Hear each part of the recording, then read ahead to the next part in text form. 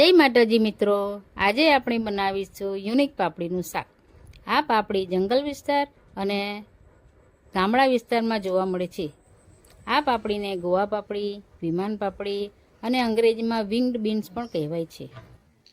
હવે આ પાપડીને આપણે કાપી લઈશું। આવી રીતે આપણે એને કાપી લઈશું।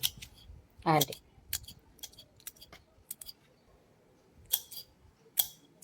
આપણે આ રીતે નાના નાના પીસ કરવાના, એટલે જરા જલ્દી ચડી જાય આપણા।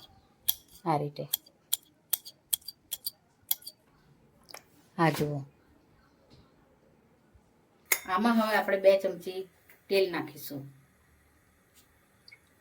અંદર આપણે જીરું નાખીશું, 1 ચમચી હિંગ નાખીશું। અહીં મેં 1 કાંદો કાપ્યો છે, તે આપણે અંદર નાખીશું। હવે એને થોડીક વાર આપણે સાતળી કાઢીએ। આ રીતે 1 ચમચી મેં આદુ લસણની પેસ્ટ તૈયાર કરી છે, તે આમાં એડ કરીશું। 1 લીલું મરચું તે કાપીને મેં ટુકડા કર્યા છે, તે આમાં આપણે નાખીશું। એને આપણે મિક્સ કરી દઈશું। 1 ચમચી હળદર અંદર આપણે નાખીશું। 1 ચમચી આપણે અંદર મરચાંનો પાવડર નાખીશું। 1 ચમચી આપણે ધાણા પાવડર નાખીશું। સ્વાદ અનુસાર આપણે મીઠું નાખીશું। એને આપણે મિક્સ કરી દઈશું। આપણે આ પાપડી કાપેલી હતી, નાના નાના ટુકડા કર્યા છે, તે આપણે આમાં નાખી દઈશું। આ રીતે આપણે એને મિક્સ કરી દઈશું। થોડું આપણે અંદર પાણી નાખવા પડશે। આ